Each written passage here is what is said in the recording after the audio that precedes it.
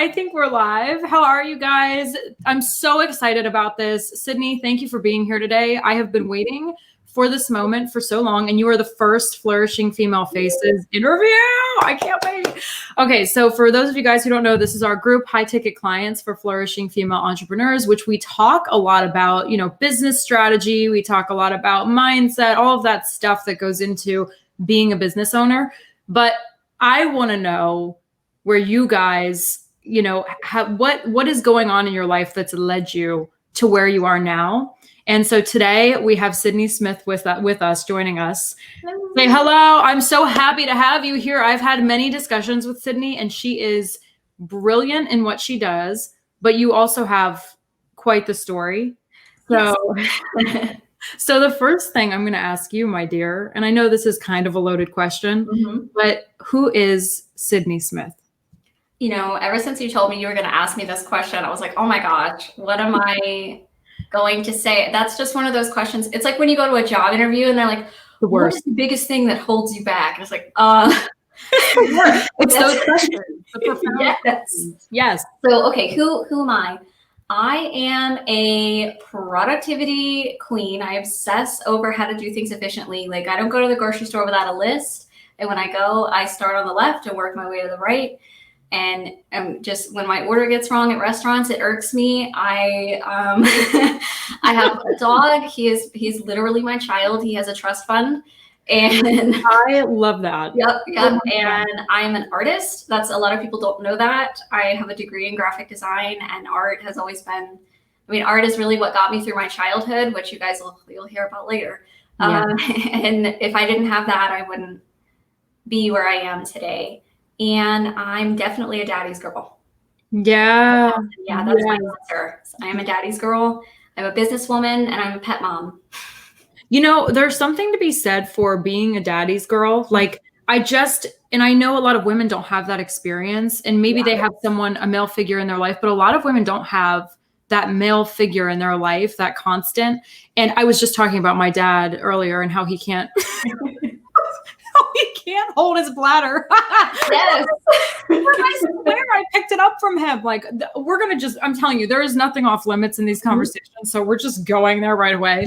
He cannot hold his bladder. God bless Jim. And I totally picked it up, but tell us a little more about your relationship with your dad. Okay. Well, my dad is my hero, and he tells the story all the time. He's got 25 years in recovery, and that's one of the reasons why my hero, because he just completely turned his life around. And funnily enough, he's got 26 years. Goodness, he got clean right a couple months after I was born, and he tells a story about how he was, going through a really tough time in his life. He was using, and he wanted to end his life, and he heard me crying in the corner and decided that wasn't enough. He had a kid, and him and I are really close because of that. He's my biggest fan. He's my biggest critic, aside from myself. Anytime he's opened businesses his whole life. So whenever I open a business or have an idea, he's always that first number that I call. Or when I'm struggling, he's always the first number that I call. Him and we're probably closer friends than father-daughter. Yeah. But when we're in a room, we're also like, I don't even know how to describe it. There's no filter between us. I'll straight up say, what are you doing? That's so special too, to have someone in your life who you just feel like, that person, you're just like, I feel like that with Keith, which I have not had that with I don't have that relationship with my dad. So I'm so happy to hear that we do. It's not that I don't love my dad. It's just, we have a very father-daughter relationship, not a friend to friend. And I kind of wish I would have grown that. We're getting into a place where we are getting to be that way. My dad taught me all about music growing up. So he gave me the good music, So he's got a recording studio, and he's all about it. Oh my gosh, that's awesome. Yeah. I love that. So one of the things too that you talk a lot about is, your path, because I know this title really stood out to people about what we're talking about today, right? From, drug baby to business owner. So tell us more about the drug baby part. Okay. All right. Well, I was born 4 months early, And so I was a very premature baby. I was 4 pounds, and my parents were both using throughout the journey of my pregnancy. That's why I have a lot of medical issues because of that. And a lot of that I think is my mindset too, because it took me a while to get to the level that I am now in confidence. It used to be, oh, all this happens because of this, all of that. I have health issues because I'm a drug baby. I have this because of my childhood. And I'm not going to live up to anything because of the life that was laid out for me. And funny enough, I actually filled out, which I ended up not going, but I was accepted to Harvard for business courses. And in my letter, I said, I refuse to live up to the stigma that's laid out that a drug baby will always be a drug baby. Oh my gosh. And that was one of the reasons why they accepted me, because I was like, I refuse to live up to this standard, this extremely low standard that will be given to me. And that's the biggest thing that's pushed me through, because I was able to see my dad turn his life around. I mean, he went from not even owning a matching pair of shoes to now he's got a couple businesses and a 50-acre farm. And I mean, he's just my inspiration, And oh my God. So yeah, I was born 4 months early. My dad does not have any pictures of me. He tells me all the time, well, we couldn't afford a camera, and you probably don't want to see yourself like that anyway, because he said that my skin was transparent and you could see my organs and everything. He's like, you look like an alien. You just don't want to see yourself like that. And then they both got clean, both my mom and my dad, and then they separated, and my mom wasn't able to stay the path that she really needed because the disease of addiction got to her. But the court system let me go with her and my siblings. And for the first 12 years of my life, we lived with active using addict. I had to, that's one of the reasons why I'm responsible. And people tell me all the time I'm well beyond my years, and it's because I totally skipped childhood. I went right into, all right, I'm a mom, I got 2 kids. It's time to get a job. It's time to feed the kids, that kind of thing. So it's been so really helpful, and there was a time when I thought that I was born first so that I could care for them. Like that was literally the only reason why I was born. That was my purpose. So when they grew up and they didn't need me anymore, that's when I started getting into relationships with people that needed me. Yeah. And that's when I started getting in abusive relationships. That's really what triggered that, and you were doing your live yesterday about being in an abusive relationship. And I could relate to that so much. And a lot of that is I had childhood trauma that I didn't even recognize. Yeah, that's it. It just fed right onto it, Exactly. Because I said yesterday, that's really interesting because I didn't know. When I got out of an abusive relationship, I went to therapy, and everybody was like, oh, well, this is great for you because now you're going to therapy to talk about your relationship. And I ended up subconsciously, the first session I had with my therapist, we talked about my mother. I don't even know what. And she's like, you do know this is actually the starting point. And I'm like, no. And that's how my therapy sessions went too.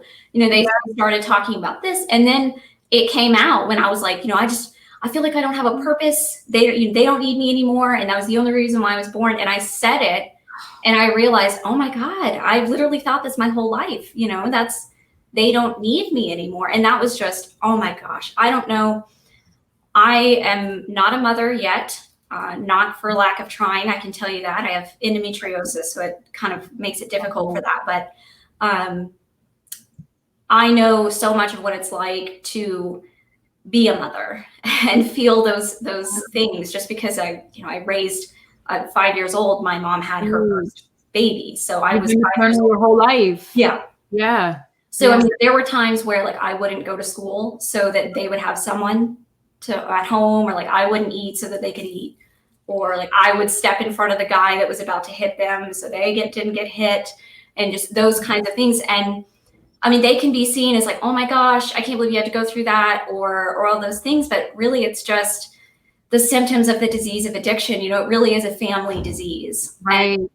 Yeah. It's so sad, to see that. But I really would not be the person that I am today. And I would not have the commitment and the stubbornness to just keep trying when it doesn't work. That's correct. 100%. I'm so proud of you, by the way. And Thank you. what is your relationship like with your mom now, if you don't mind me asking? We talk almost every day, but it's taken me a long time to get the way that I am with my mom, where she will be the mom that she is capable of being. She will never be the mom that I expect. Yeah. But it's all about my expectations. If I set my expectations in a realistic perspective, I'm able to, and this applies to everything in life. If I have realistic expectations, then I am able to accomplish things. And I do that all the time, where I have unrealistic expectations. Me too. Myself, or or someone didn't do something and they hate me because of it. Like just things that are just so not true. Right. Well, we would make up stories in our head. I think it's Brene Brown. Everybody's so crazy about Brene Brown and her teachings. And one of the things that struck me is when she tells that story, like the story I tell myself, because I find myself still doing that in my relationship with Keith. Like he'll be like, "You're mad." I'm like, I'm not mad. But he's telling himself in his head, because my face looks, I have resting bitch face. Totally. Yes. I have resting, I'll do anything you ask face. I don't know what that is yet. I haven't figured out the name, but I have that resting, I'm a child and you can tell me exactly how to run my life, I love it. You have a youthful, I love it. I love it. I wish I had that, but I unfortunately was graced with RBF. I think sometimes I can have it, but that's usually when I really am in a bad mood. Yes. Well, I have to tell you this too. When we first met, I completely picked up on the productivity in you. Like I picked up on, this is this way, this is structured. I like being structured, and that what you're telling us about your past completely makes so much sense. Yes, because I didn't have structure growing up, and I'm an absolute control freak. Like everything's the tape, that's electrical tape on that. I had someone do it for me, and I stood across the room and was like, we need to straighten it. It's it's not straight. Right. It looks amazing, by the way. I'm like, yes, I love that. I'm like, whoa, I love that. I need to get one. Who did it for you? Can I hire them? Yeah, no, it was my sister's boyfriend, actually. He's an electrician. So he had a ton of electrician's tape, and I was like, I am gonna have to get some of that, because I'm tired of erasing and redrawing lines. But no, and I've done a lot of work on that too, to figure out, like, why am I so I'm not controlling in the sense of when someone comes over to my house, they have to be here, they have to be doing that. But I'm certainly controlling in the sense of the aspects of my life. And manifesting, trusting in the universe, trusting in the process, all of that has been so difficult for me. And the universe definitely puts me through a whole lot to just pound that into my head that it is not all, like, I like to say, my stepmom actually and we have this joke where we're not the mistress of the universe. Yes, I love that. Yeah, we are not the mistress of the universe. That's so good. Yes, and I have to tell myself on a daily basis, like I literally have sticky notes all over my house. You are the co-creator of your reality, co-creator. That is not just so true. It is so beyond true. And I don't know what is happening, speaking of the universe, but I feel that way this week. Like I'm in a lot of ways trying to control what's happening. Yes. But it doesn't work that way. It just doesn't. So that's a good note, especially for a lot of entrepreneurs. Like, yes, you got to let it go. Right. And that has been the most challenging for me since starting my business. And of course, I've had my dad there to be like, he is all about working hard. Just, one of his lines is, if you don't have a job, your job is finding a job. Yeah. Like that is, you work until you work what you earn, and you earn what you work. Yes, exactly. And I'm a firm believer in that. And my work ethic is ridiculous. But my family will come to me and be like, you have been in your office from 9 a.m. and it is now 2:00 in the morning. Get out. Well, tell us a little bit more about what you do now, Cidney, and how, like, when was the point when you decided, I'm going to do this? I'm going to start my own business.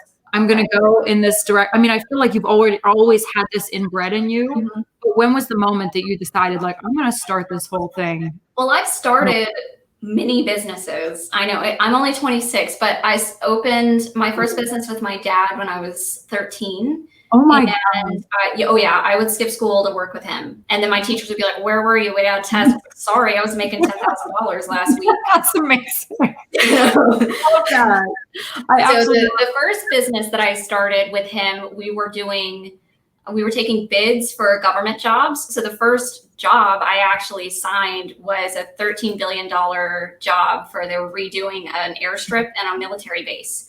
And I didn't know, my dad tells the story all the time. He was like, oh yeah, I just had, my job was full. They called, I forwarded over to her because I had my own office and everything. And yeah, 13-year-old had my own office. Talk about ego. No, but that's amazing. Oh my gosh, my ego is awful. I've literally been let go from positions because I knew too much. Yeah, no. Yeah. My ego has been so difficult, but he handed the job over to me, didn't realize how much it was. And I was like, Dad, I signed the job. I got it. It's great. And then he looked at the check and was like, holy crap. Of course, his line wasn't that vegan. Yes, at 13. Oh my God. And then I started what I'm doing now. I started doing actually I was going to be a VA. Yeah. And I was like, oh my gosh, I'll just be a virtual assistant. I got so much receptionist and office experience, office manager. I quit a job. I quit corporate. I was a senior project manager for a big business that was doing like corporate investment funds and things like that, hedge funds, that kind of thing. Right. And I was managing projects for them, and I was the youngest person on the team. I was the only female. They just did not hear a damn thing I said. And I was like, you know what? I have really valuable stuff. It was one of those fleeting moments in my life where I fully have 1,000% confidence in what I do. And those are fleeting. Granted, they're starting to become more frequent. But at the time, it was super fleeting, and I told my dad about my idea, and he was like, start what you're doing, don't quit your job till you have what you're ready to do. But then I found out that the business was involved in money laundering. So I was like, okay, done with that. Okay, bye. Yeah. Nice to spend time with you guys. Yeah. Thank you so much for this opportunity. Don't come after me. It's so sad to hear too, because I worked in a male-dominated industry myself, like my whole career. I was in tech. I was even in the news. It's still very male-dominated. Definitely. And so I felt like that for so long. Like, I'm saying all of these amazingly helpful things. Mm-hmm. And sometimes, actually a lot of times I felt that I was the voice of reason, but nobody was listening to me because it was, please manage this project. We trust you so much. I mean, I have video recording of our trainings where I'm training the whole company on how to manage projects and how to do it. And we leave and it's like, I didn't say anything.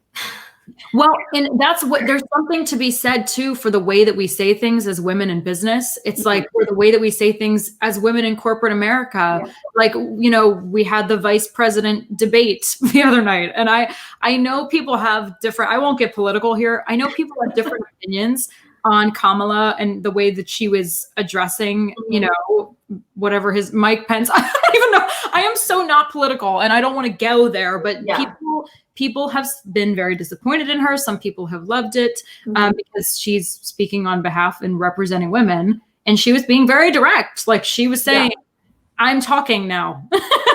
Right. And it's really unfortunate too, because we have to be that way in business, and it's not just on TV and in the politics world. It really is in every aspect of the business. We have to come in as the loudest voice in the room. Because if we speak at the same level as the men, there's just more people, there's more men to drown us out, and there's more ego to drown us out. And that was really what got me in the beginning too, was my ego. Because like I said, I had my own office at 13. I was signing mega huge jobs. So by the time I'm 21, working for a construction company, I had been doing it for longer than they have. Yeah. But they felt like I was coming for their job. And I've been let go from a few, or I just flat out didn't get jobs because of that, because I came in and they were like, oh no, you're trying to come for my job. And, because that's when the ego is more powerful than the spirit.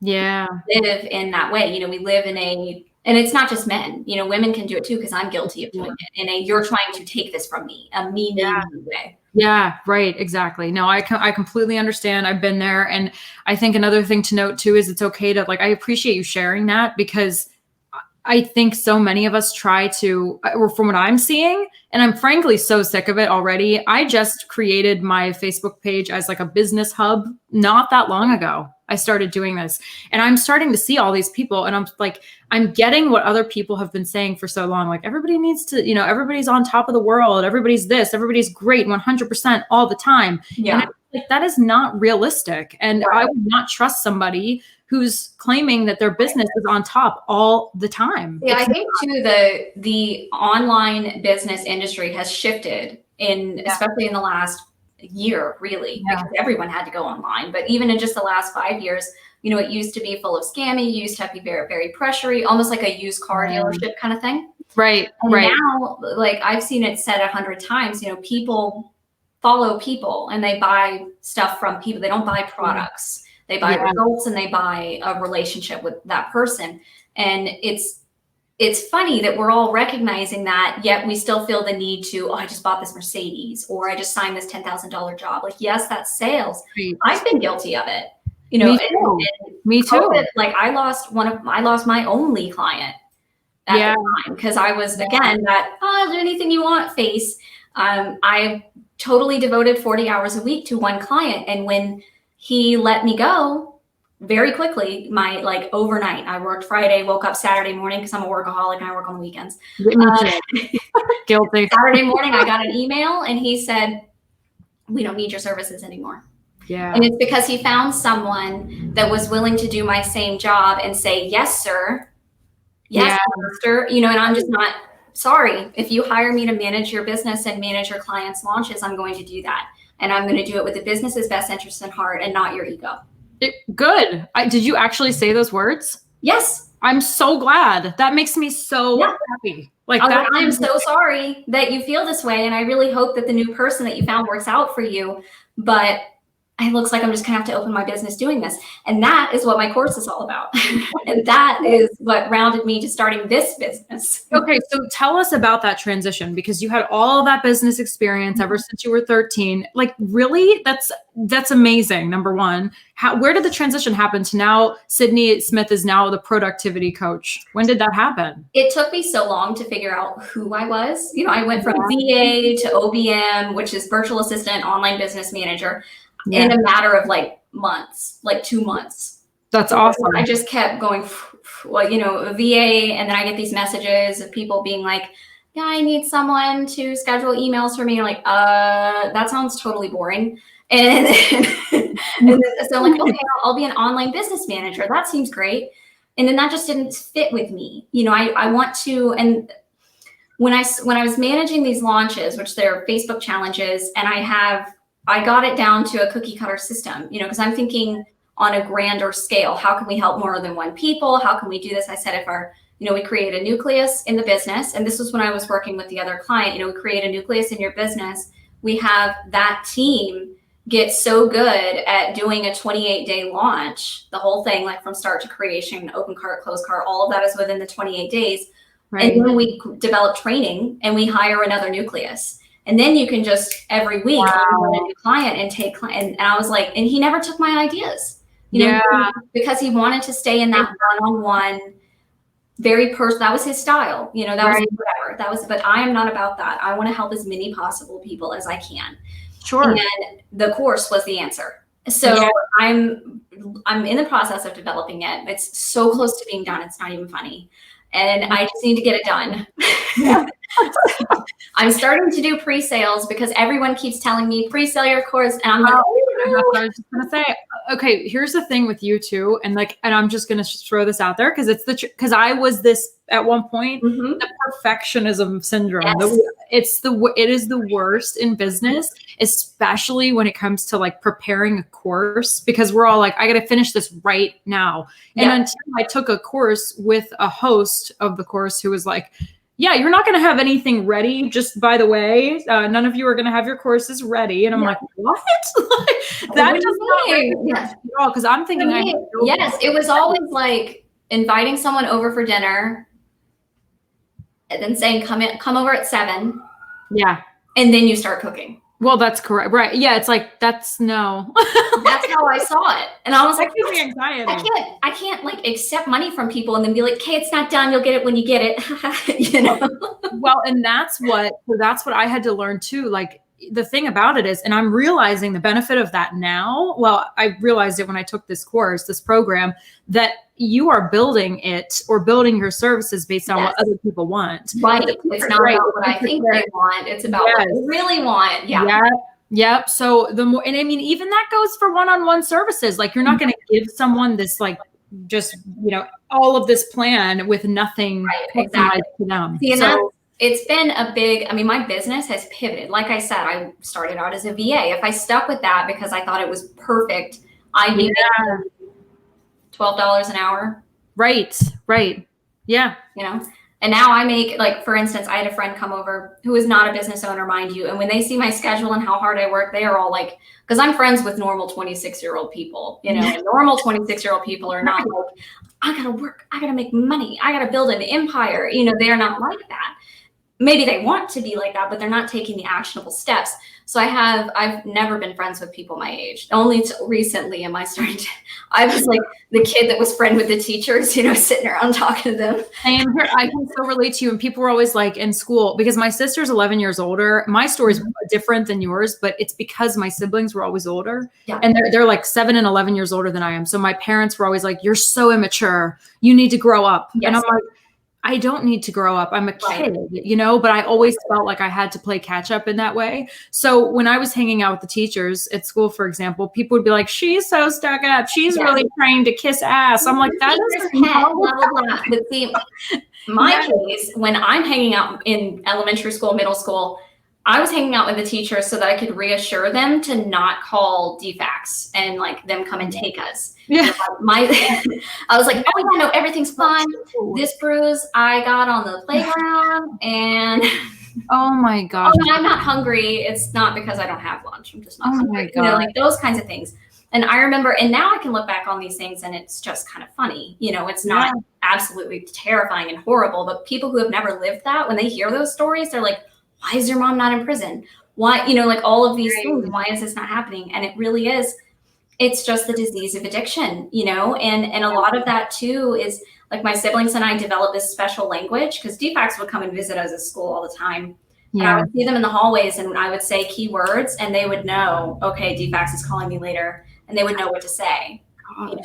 Because my biggest fear was that we would be separated, because I knew from a very young age when children go into the system, they often don't come out with their siblings, and I like to say people don't adopt the whole litter.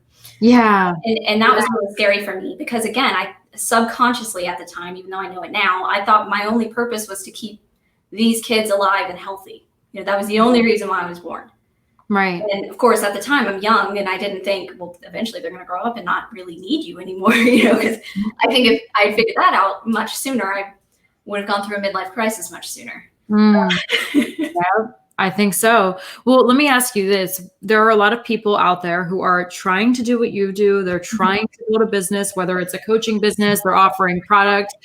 They don't know what they want to do. Like there are so many people who don't know what they want to do. So you know what you wanted to do. You had clarity. What is your advice for somebody who's trying to find clarity? Do what you naturally default to. Yeah. And if that position doesn't exist yet, create it. Yeah. Yeah. I agree. Because I was so scared. Because I was like, there's no one is going to hire me to organize, and then I found the organization, people that are getting paid to come and organize people's closets. It's like, why can't I do that for someone's business?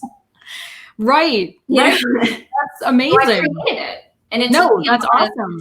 There was a lot of growing pains, and I didn't label myself correctly. And it really came down to finding those keywords, those adjectives that are going to explain what I do to people who have never heard of my position. Because it's very easy to say, I am a graphic designer. People know what comes with being a graphic designer. But when you say you're a productivity coach, they're like, oh, so are you teaching like in like a business, a personal, so there's a lot of, every business is difficult to attract clients, but the most the businesses that have the most trouble are the ones that have to train their prospects that they need what you're offering. You know, right. I unfortunately decided to go for that line of work because oftentimes people don't know that what they need is organization. You know, they think, oh, I'll just hire another VA. I'll just do this. I'll make a more checklists, have more to-do lists, you know, and the pain point is that it's all about systems and creating less work, where the common stuff of hire another VA, which doesn't work. If your business is not set up for employees, hiring another employee will not work. Right, exactly. You're just creating more work. Quick fixes, yes. Yeah, quick fixes. Everybody's about quick fixes. And I'm like, that is not, like, I had somebody the other day, I want to make $20,000 by the end of, like, in 3 days. I was like, you don't even have the bones, the structure, like, that is not going to work. And that's one of the reasons why, like, I've been offering this on new client onboarding on autopilot. And it's where I take like the prospect to client and then client training and completely automate it through Dubsado. And that's a package that I've been offering. That's great. The reason why I've been offering it beforehand is because I'm about to launch this course that is proven. You know, the last person that did this course challenge with me managing it made $300,000 in 4 days. Oh my gosh, that's amazing. Right. So it didn't feel ethical to me pushing this course without offering a solution, because think about it. If you get this mega influx of clients into your business and you're not ready. Yeah. It's not gonna work. You know, it's your business will literally implode on itself. Your team will be too stressful, too much work, and then it kind of defeats the purpose of doing the challenge. So I created the onboarding on autopilot was kind of I need to put something together to prepare these people before they get this or before they do this challenge, because it just didn't seem right, you know, and I don't like doing business that doesn't seem right. I don't either. If it doesn't feel good, I don't.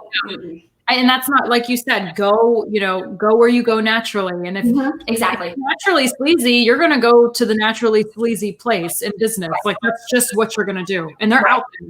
By the way, for those of you guys watching, thanks for tuning in. I'm so excited about this. If you have questions for Cidney or myself, be sure to comment. We have somebody, or you can text 267-521-1464. That's my number. My phone is right here. Cidney, my office needs your expertise so much. We need organization and streamlined systems. I don't know if you said that, but you guys should connect. I'm not sure who said that, but I love it. I know we can't. That's the only downside to StreamYard is I get comments on my lives all the time, and I'm like, yes, whoever you are, I agree with you. We'll find out. You guys can connect after this. Yes, message me. But no, see, and that's the first step. You know, everyone says the first step to enlightenment, the first step to, like, when, say, for instance, an active using addict, literally the first step in AA, NA, all of those programs is accepting reality, looking at the problem and accepting, okay, there is a solution to this. That is the first step. What have I done? What have I created? What is my reality? You know, and I have to practice that daily. Well, you and I feel like my friend Devin went through the 12-step program, and I'm calling his name out because he's extremely vocal about it. And I think it's important for him to be, and he's comfortable with that. But he talks to me all the time about the 12-step program.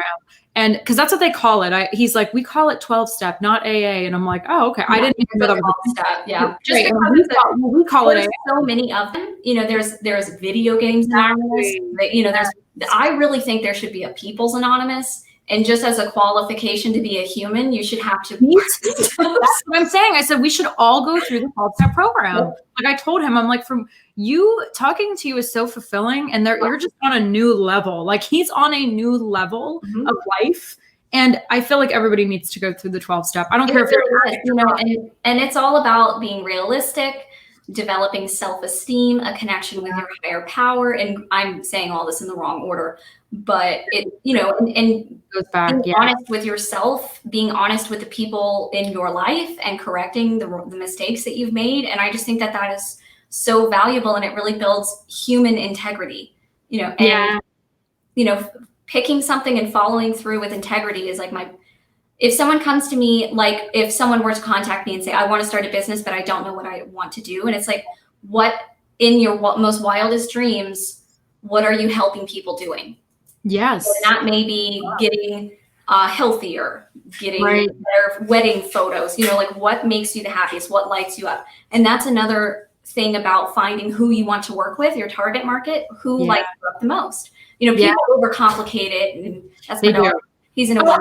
Oh my God, that's so cute.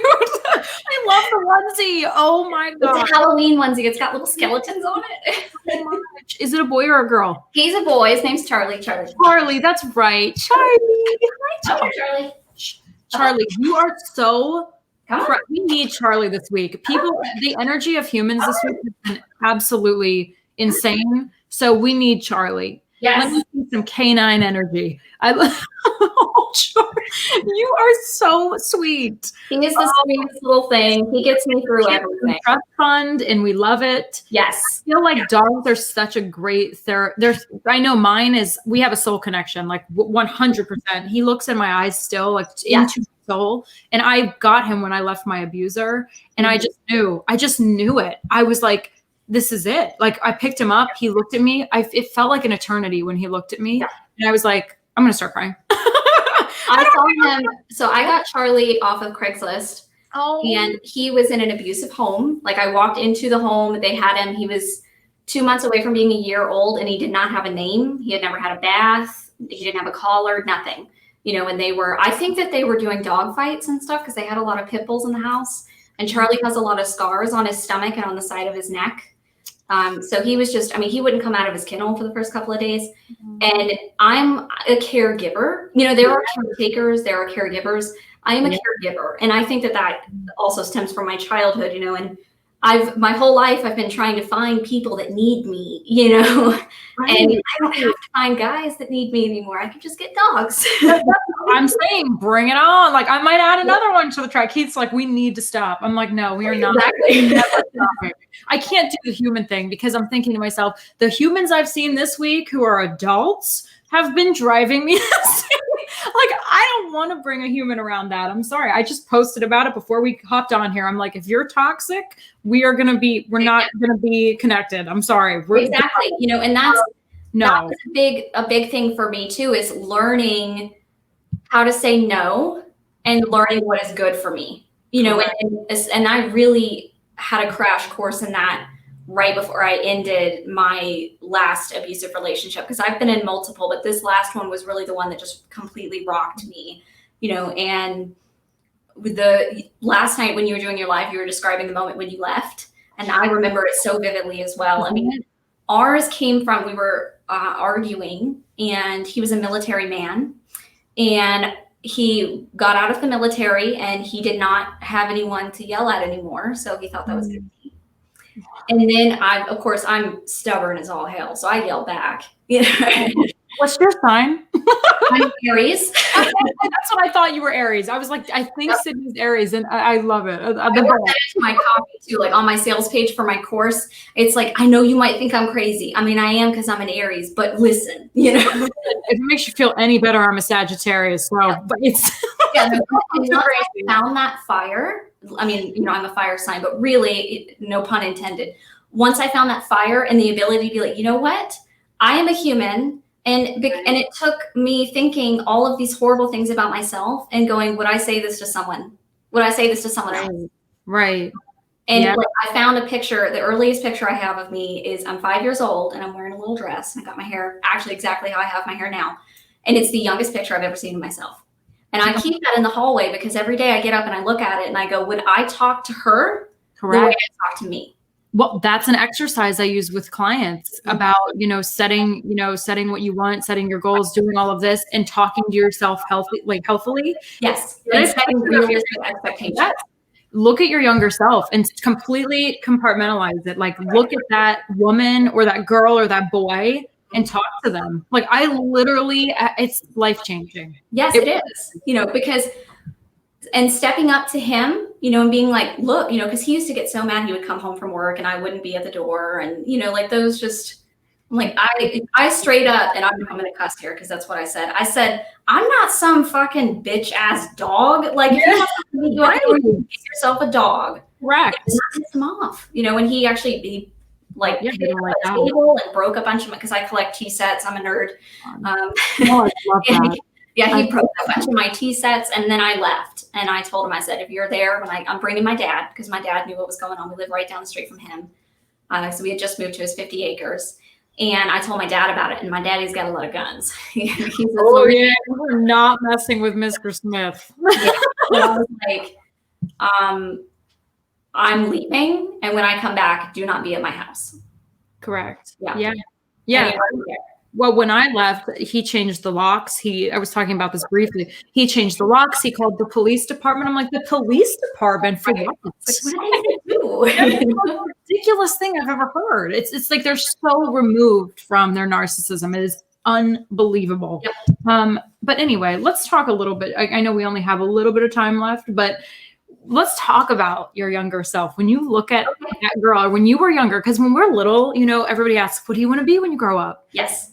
I never would have told you, I'm going to have a company called the Confidence CEO, and I'm going to work with people one-on-one on absolutely not business, and, just completely manifesting their dreams. Like that is not what I would have told you. Yep. So when you were young, what did you want to be when you grew up, and what did you think that you would be doing? What you're doing now? Definitely not. No. When I was young, I've always wanted to be a mom. That hasn't changed. Yeah. And I think that comes from just kind of being thrown into being a mom, and that's my default, and when I take on my clients, I kind of consider them like my kids. I'll check in. I'm like, my course, I'm actually designing it because it's a 28-day course. And then each day has a video where I'm like, okay, look out for this. This has happened before. I love this. Love it. I love so that. I wanted to be a mom for sure, but I also wanted to be a teacher. And then as I grew up, my dad wasn't involved in my life until I was like 12. He left when I was 5. Right. My mom and dad divorced, and she hid us from him essentially. Yeah. And we were told all of these horrible things, by distant, relatives and things like that just like he was not a good parent. He didn't care about us when he was paying child support and didn't know where we were, and it was being spent on drugs. Yeah, but we didn't know about it. Yeah. So when he came and got us and we moved in with him, I thought I was moving in with this like horrible man that didn't care about us, and I was going to have to fight extra hard to take care of the kids, and then he just lit a fire in me that I didn't know existed. Yeah. And that really changed my view from being a teacher. Yes, I could be a teacher. I've been a teacher before. I've designed curriculum. I've been a teacher. I've been a preschool teacher, and I can affect children's lives heavily.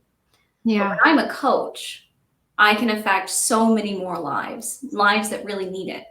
Yeah, for sure. And that's where I got that. He just, seeing him go and say, I'm going to do this, and then follow through and actually get it done and do it even better than what he talked about doing, just made me think, why can't I do that? If he can do it, I can. I say too that the journey you've had with your dad, there had to have been a big moment of forgiveness there. Oh yeah. Like you had to forgive him for what was happening before. How was that? I mean, that must have been hard. Like, I think self-forgiveness is really hard too. And I talked a little bit about that last night, but there had to have been that moment, right? Yeah, and I remember the moment too. So when we first moved in with him, because he had been clean the whole time, he had been in recovery and going to meetings regularly and being very involved. And there was a sense of jealousy almost, because he has other kids that he had prior with another woman, his first marriage. Okay. And I didn't know my siblings, but when we moved down there, they had been down there with him for a few years. And I just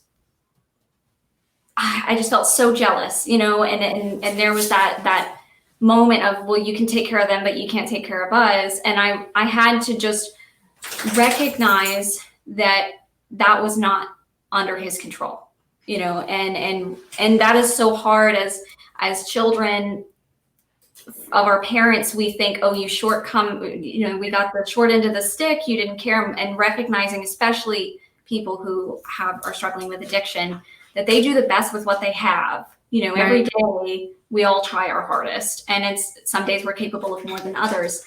And I remember going to I think it was his 10-year celebration or 9-year celebration, and just the people that showed up. I mean, he had easily 100 people in a room that only fit 20 people, and they were just pouring their heart out, talking about how he had helped them and inspired them.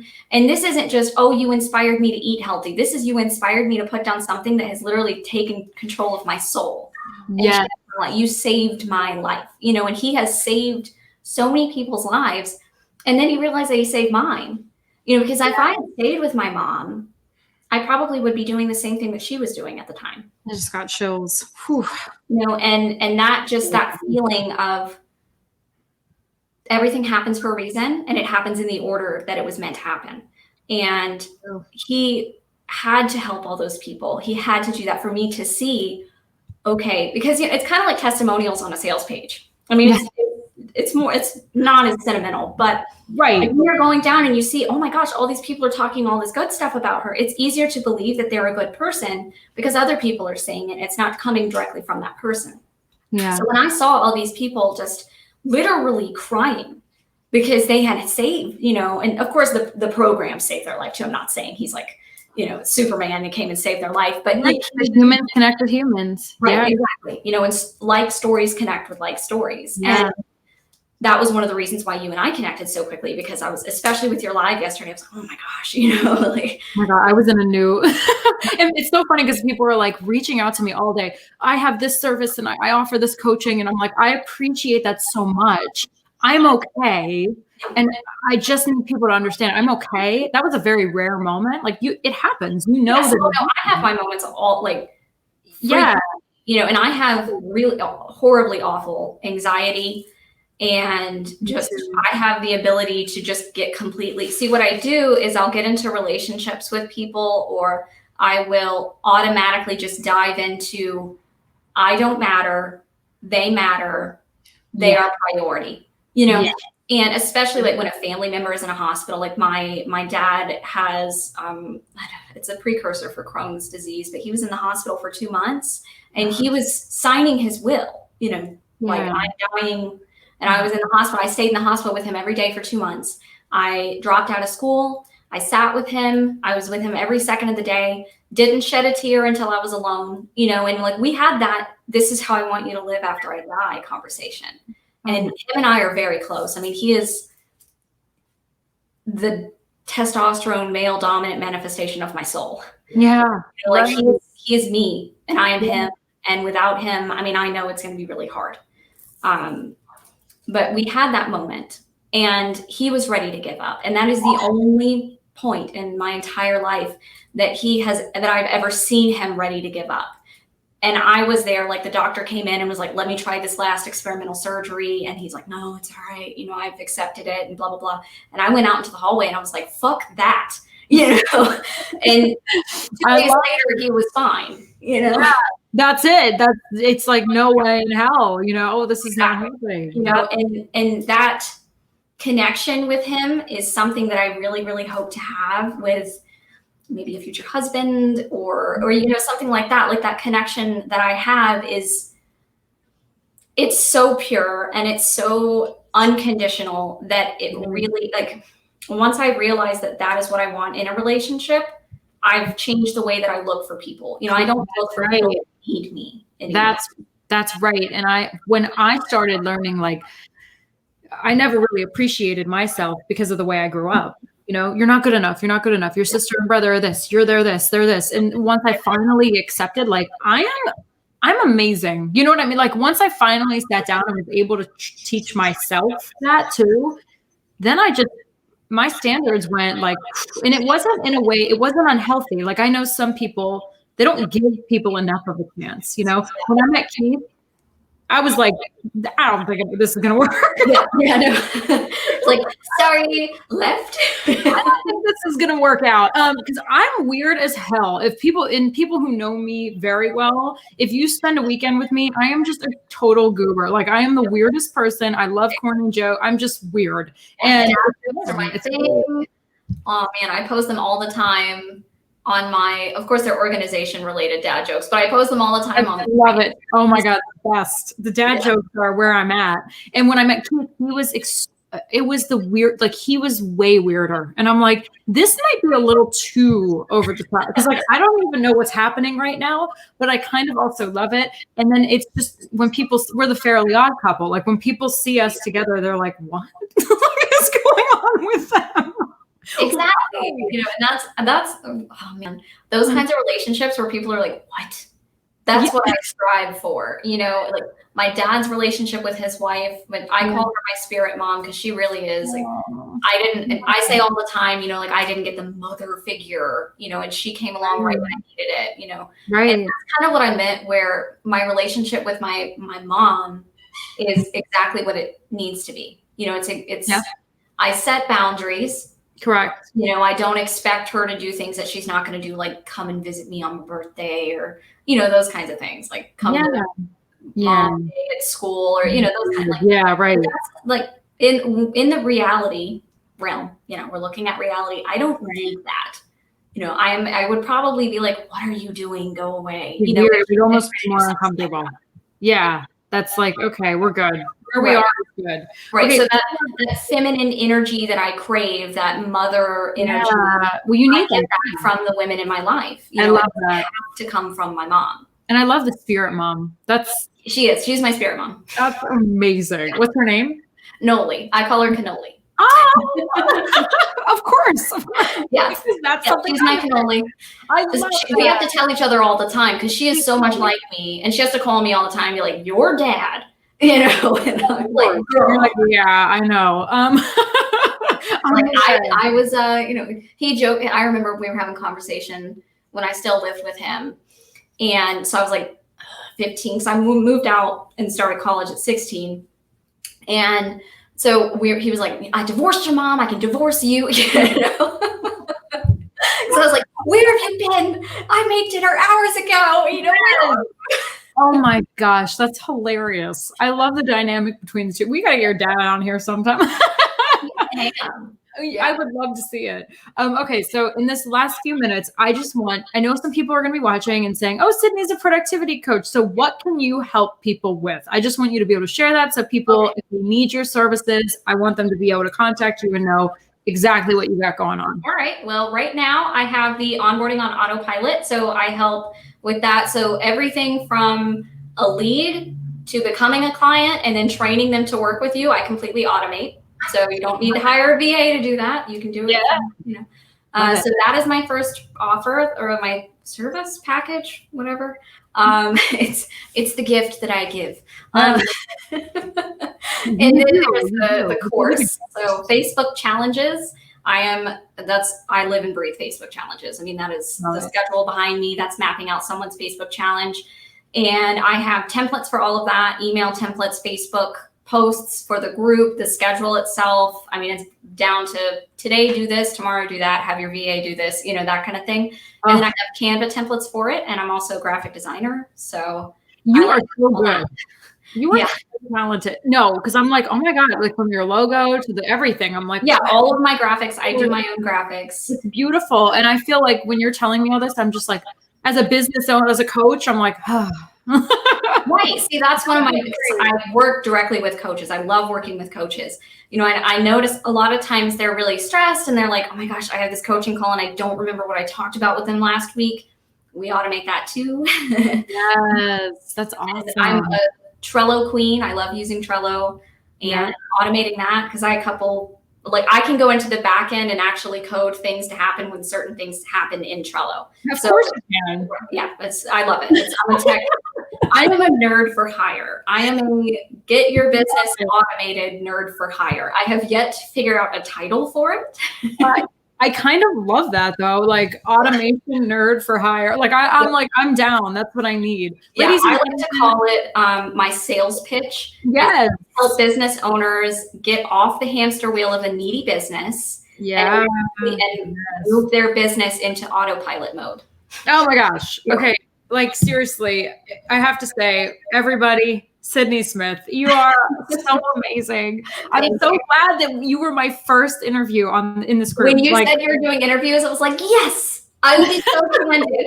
What do you need? I love it. Guys, reach out to Cidney. You can connect with her on Facebook. Is there another way that people can connect with you that we should know about? I have an Instagram, but that's more pictures of my dog and things like that. It's just Cidney_Smith. I got a bunch of super adorable pictures of him in his onesie, so those are coming soon.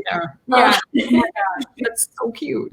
I know. I bought it at CVS. I was like, oh, I have to get this.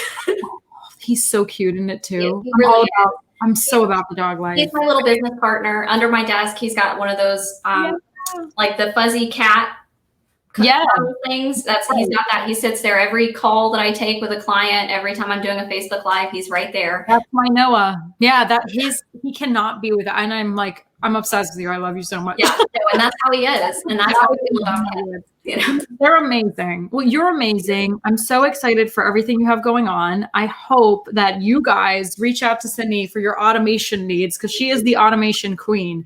Maybe that's the name, automation queen. I don't know. About that too. We love that. So reach out to Cidney, send her a message. If you have any questions for her, please do. She's an open book, and I love that about you. So, and Charlie, we love you in the background. Charlie, you're so like she's talking to me. How does she know my name? I love it. Well, and you guys, we'll connect you, ask questions to Cidney and you guys will connect and she'll get you going. Yes. And I also want to open up my inbox to people who need help with traumatic experiences, childhood stuff. If you're dealing with a family member who's dealing with addiction, please contact me. Thank you. I am a survivor. I am I appreciate that more than you know. I'll hit you up. Yes. Yeah. No, I didn't even open the door to that one. Like I'm a rape survivor as well. So I want to open the door to that. If you're dealing with that, please contact me. Oh my God. Because you're worth so much more. Everyone is. Well, we could have a whole nother 3-hour chat. So we really could. Well, Cidney, you're amazing. Thank you so much for being here. Everybody, I hope you have a great weekend. Cidney, I hope you have a great weekend. And we will see you guys on episode 2 next week for another episode. Can't wait. Another interview. All right. Bye. Bye.